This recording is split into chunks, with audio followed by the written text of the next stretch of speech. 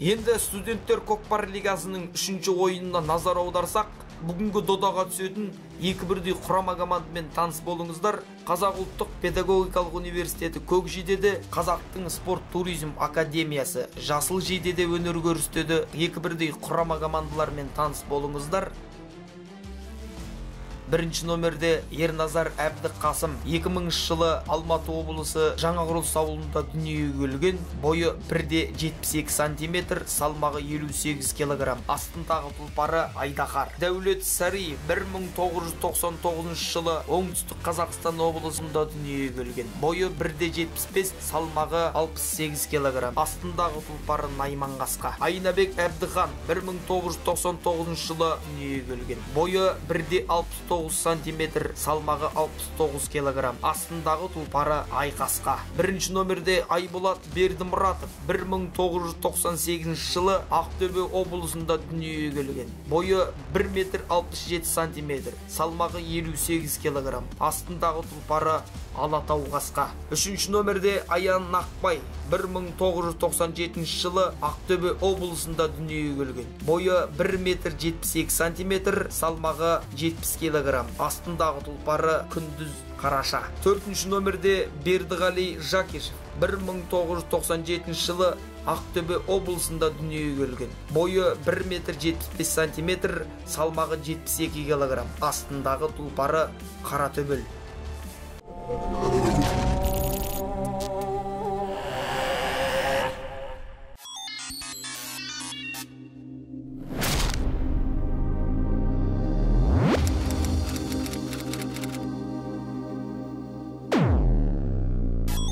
Ел қорғайтын азаматы бар, астында жүйрік қазанаты бар. Көкпар десе көкке ұшатын жылқы мінезді жамағаты бар. Әр қазақтың бойында бабадан қалған аманаты бар. Ассаламағалейкум, ардақты ағайын. Студенттер көкпар лигасының 3-ші айналымына назар аударыңыздар. Бүгінгі сіздерге таныстыра кетейін. 2-1 құрама команда студенттерден құралған Қазақ спорт және туризм академиясы мен Қазақ ұлттық педагогикалық университетінің палуандарын ойын тамашалайсыздар. Мінекей бірден Қазақ ұлттық педагогикалық университетінің палуаны Бердіғали Жакишевтің қазандықтың түбіне қарай жақындап бірінші салымға қол жеткізгенін көрдіңіздер. Мінекей ағайын, содан кейінгі бірінші салымнан кейінгі қайтадан төрешінің ысқырығымен басталған ойын. Міне 2-1 құрама команда алаңның сыртына шығып кетті ағайын. Алаңның сыртына шықса өздеріңізді білесіздер. Кіші шеңберден басталып 2 минут уақыт беріледі. 2 минуттың арасында екі палуан серкені алып үлгеру керек. Мінекей серкені алып көтерген 2-ші номердегі Қазақ ұлттық спорт және туризм академиясының палуаны, астындағы тұлпары Найманғасқа, ардақты ағайын.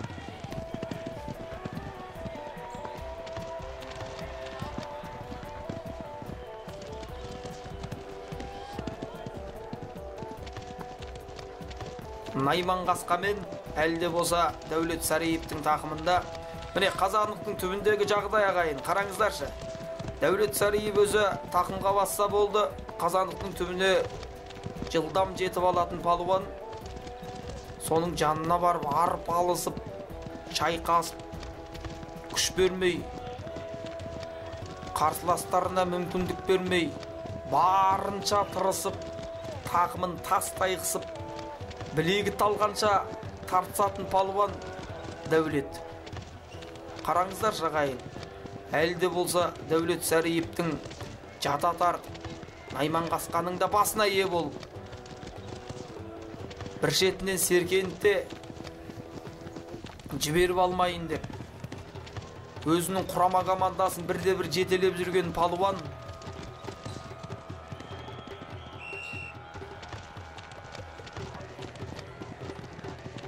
қайтадан міне жекпе-жекті бастай салып, бірден тақымға басып үлгеріп, тағы да қазандықтың түбіне жақындады.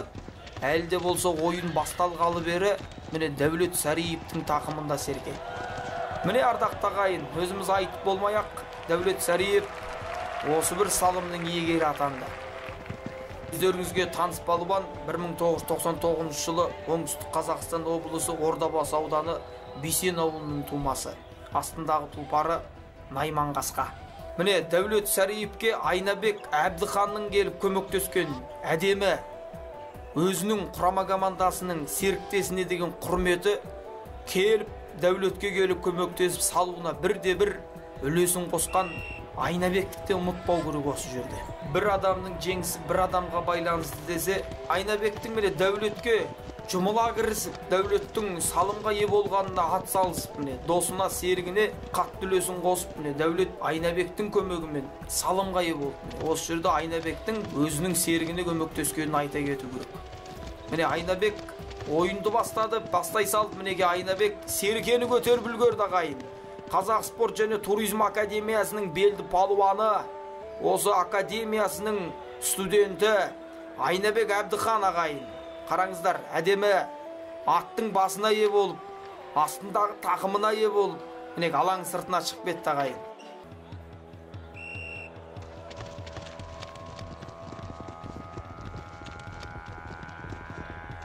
Мінеке ортадағы жекпе-жекке назар аударайық. Дәулет Сәриев ойынды бастай салып ағайын серкеніліп алды. Міне әлде болса Дәулет Сәриевтің тақымында астындағы Найман-Қасқа. Қараңыздар ағайын, қара байыр Найман-Қасқамыз қазандыққа қарай асығып, үстіндегі палуанды сезініп, қайтадан мінекей жаңағы сәтті қайтадан қайталанған сияқты. Қараңыздар, Айнабек Әбдіхан қайтадан Дәулет Сәриевке көмектесті. Бірінші салымдағы қолданған тактиканы қайтадан қолданған сияқты ағайын. Өтір нүктесіне дейін Айнабек Әбдіханның көмектескені, Дәулет Сәриевтің тақымға басып келгені, барлығы жаңа өткен көрініске әбден ұқсас. Қазақ ұлттық педагогикалық университетінің палуандары еңкейіп жатыр. Әлде болса серке жерде мінеке ағайын 4-ші номердегі Бердіғали беріліп тұрып кірісті көкпарға. Көрейік ағайын, салымға ие бола ала ма?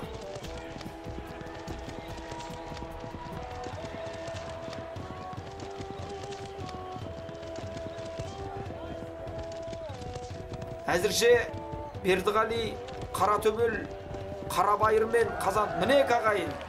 Құтты болсын Қазақ ұлттық педагогикалық университетінің палуаны Бердіғалиді құттықтап қойық ағайын. Есеп 2-2. Есеп 2-2. Екі бірдей құрама команда бір-біріне дес берер емес. Қайтадан ойынға назар аударайық. Міне студенттердің арасынан да ағайын атышулы палуандар, атынан ат үркетін палуандар шығатын айдан анық.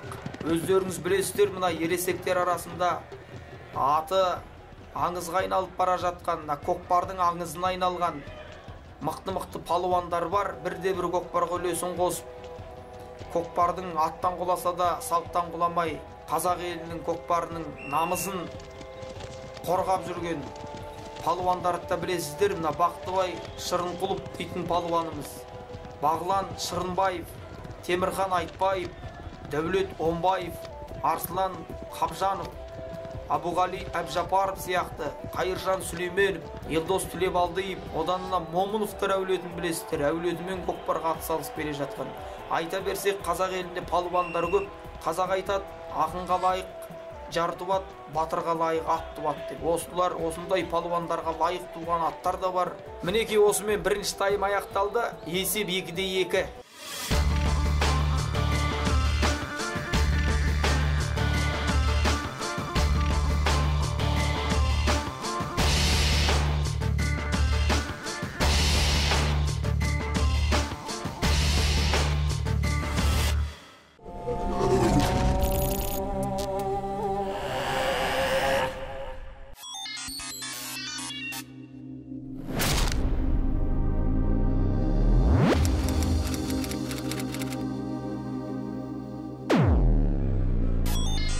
Мінекей екінші тайымды бастайық.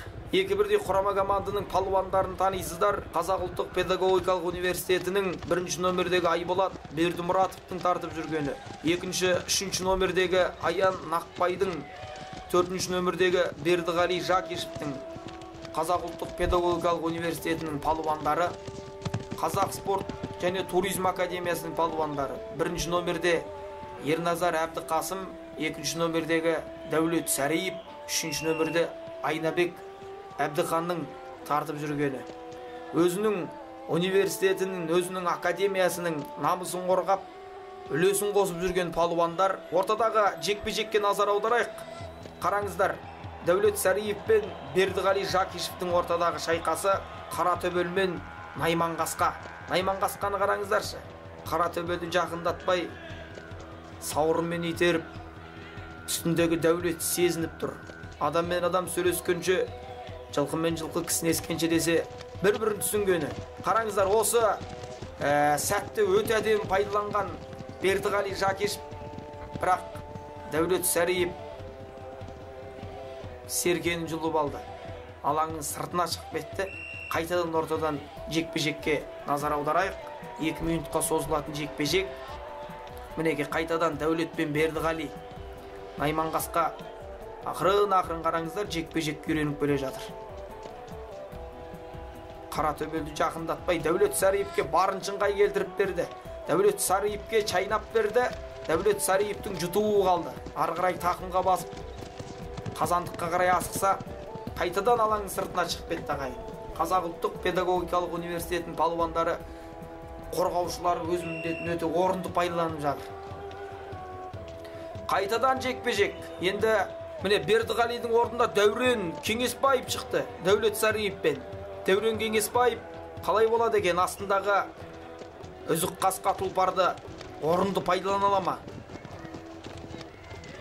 Дәурен Кеңесбаев пен Дәулет Сариевтің таласа тартып бара жатқан, мінеке Бердіғалидің таласа тартып бара жатқан көрінісі.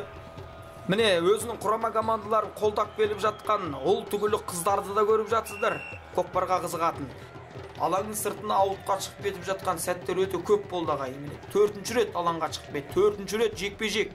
Дәулет Сариев Бердіғалимен шықты ағайын. Бердіғали Жакишевтің өте әдемі жекпе-жекке жеңіске жеткенін көрдіңіздер. Міне тақымға да басып үлгерді. Оң жақ тақымға басқанды жақсы көретін палуан екен. Құдай оңынан берсін. Қамшыны тістеп алып, басындағы бөркін дұрыстап, астындағы Қаратөбелін төбеге қарай қаратып, Бердіғали Жакишев әлі де болса Серкені ешкімге бермейді, Серкені ешкімге қимайды. Тек қазандыққа арналған Серке дегендей Қаратөбелді ақырындап қаратерге салып бара жатқан көрінісі. Қараңыздар, Бердіғали Жакишев қайта кетті. Қаратөбел тоқтады. Қараңыздар шағайын. Өте мұқиятты палуан екен.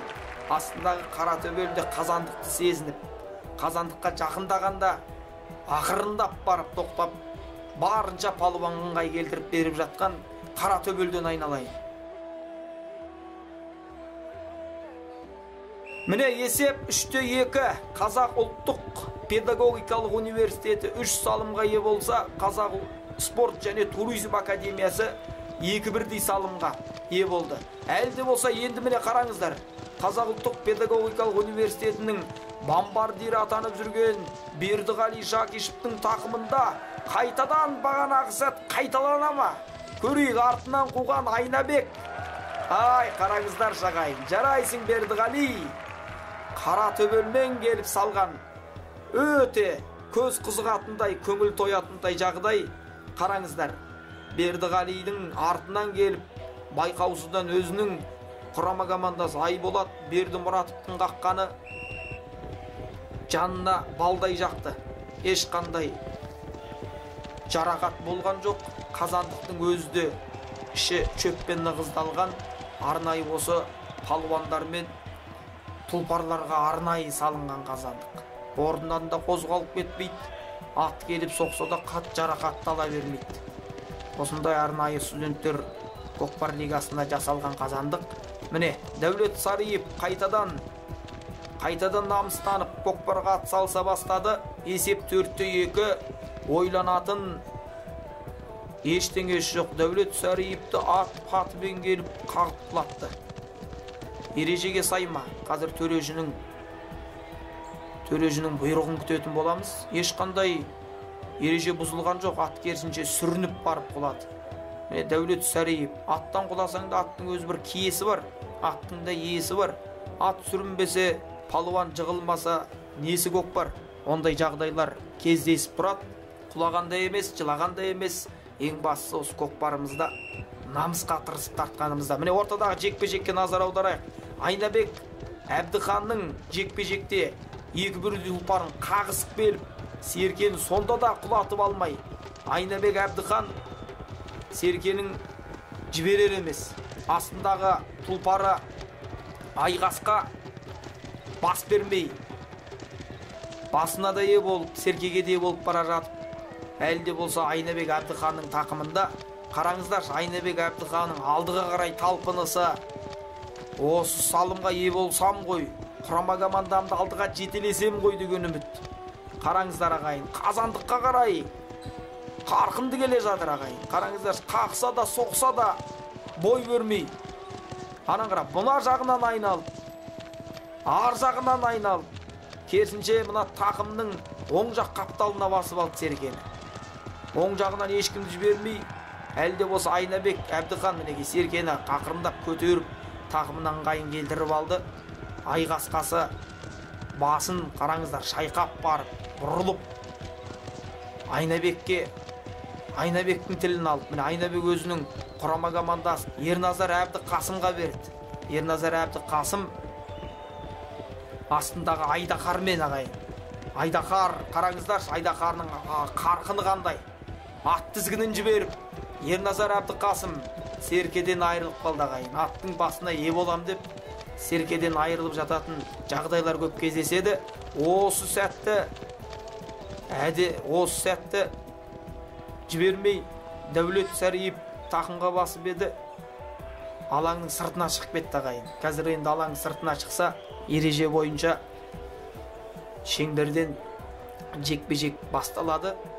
2 минутқа созылады. Егер жекпе-жекте Серке көтерілмей жатса, тұлпарлар, палуандар ауысады ағайын.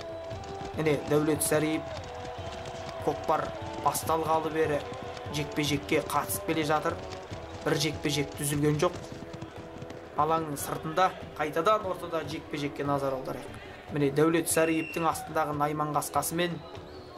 Міне ағайын, бұл жекпе-жек кешегі бабадан келе жатқан жекпе-жек қой ағайын. Қазақтан негізі жабыл мақыл жоқ деп айтып жүретін мақалдар да қарқынданып кеткен. Міне көкпарда ағайын үйімшіл болып тартпаса, бір-біріндегі палуандар бір-біріне көмегін беріп, қол ұшын созбаса, бұл көкпарды жалғыз өзің тарту мүмкін емес жағдай. Міне осымен екінші таймда аяқталды. Есеп 4-2.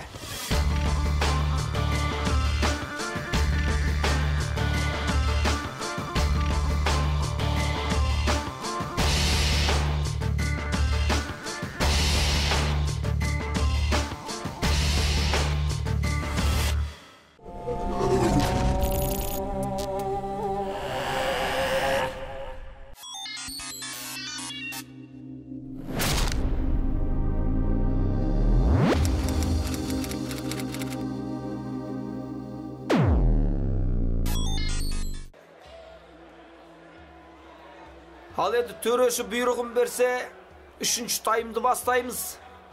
Міне есеп 4-2. 3-ші таймда қандай өзгерістер болады екен? Қазір ортадағы алаңға назар аударайық.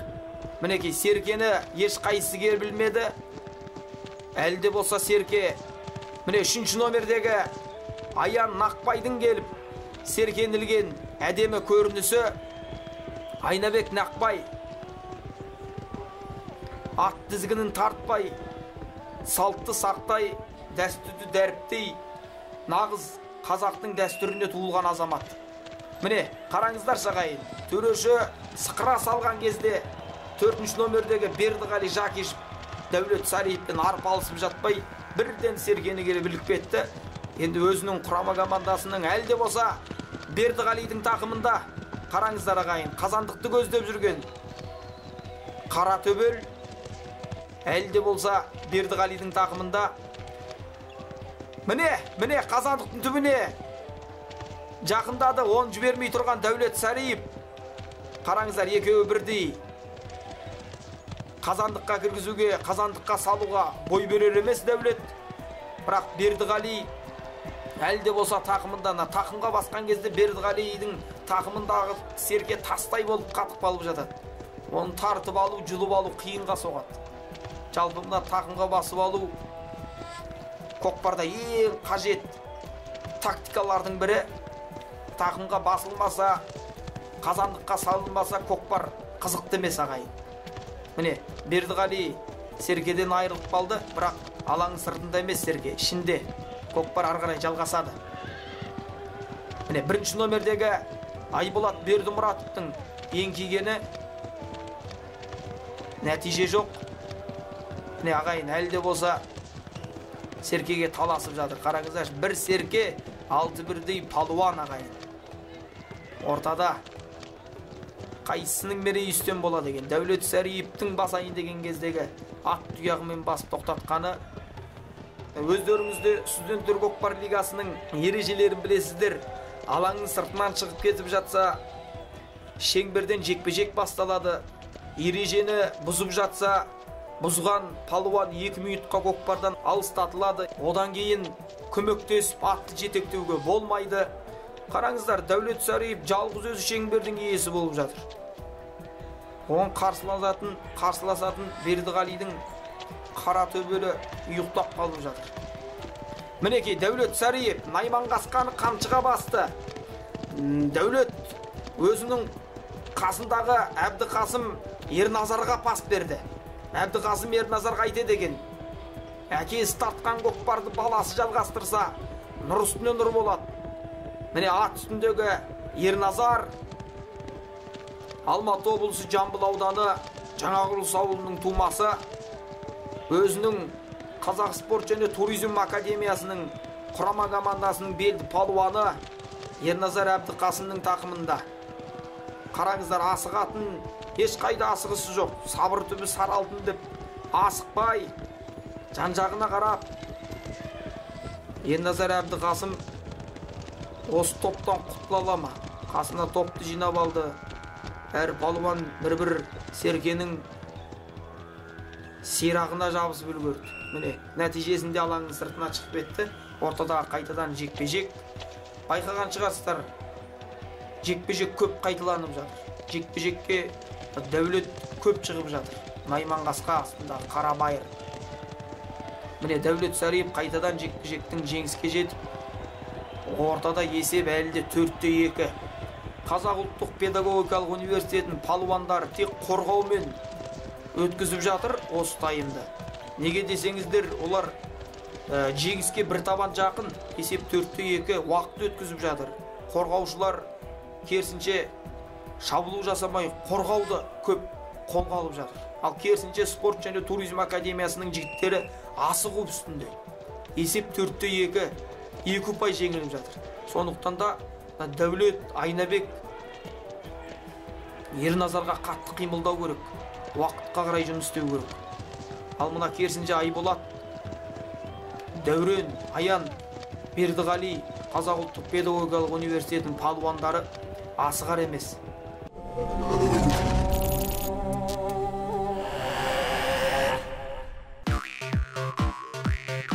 Ардақты ағайын, мінекей 2-1-дей құрама команданың өнерін, шайқасын тамашаладық. 2-1-дей құрама командада осал емес, бір-бірінен асып түспесе кем түспейтіндей өнер көрсетті. Палуандар тұяқ пен шоқтықтың арасындағы Серкені бой бермей қазандықтың түбіне қарай жақындатып салуға тырысты. Десек те 2-1-дей құрама командада жеңіске жеткен Қазақ ұлттық педагогикалық университеті 4-2 есебімен Қазақ спорт туризм академиясынан басым түсті. Қазақ ұлттық педагогикалық университетінің белді палуаны Бердіғали Жакишев 4-1-дей салымның иегері атанып, өзінің құрама командасын жеңіске жетеледі. Қазақ спорт туризм академиясының белді палуан Дәулет Сәриев 2-1-дей салымның иегері атанды. Ал енді құрметті ағайын, міне 2-1-дей құрама команданың палуандардың намысын, тұлпарлардың шабысын тамашаладық.